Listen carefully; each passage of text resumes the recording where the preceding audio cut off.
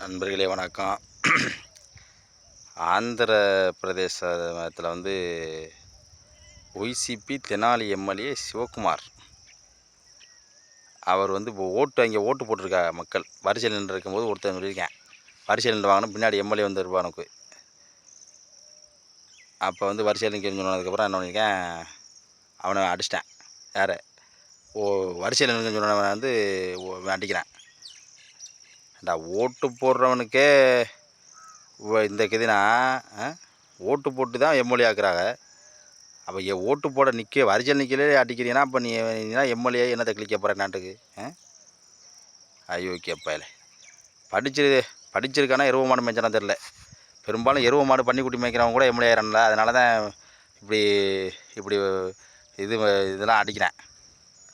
நல்ல படித்தவங்க பெரும்பாலும் படித்த எம்எல்ஏ இருக்கேன்.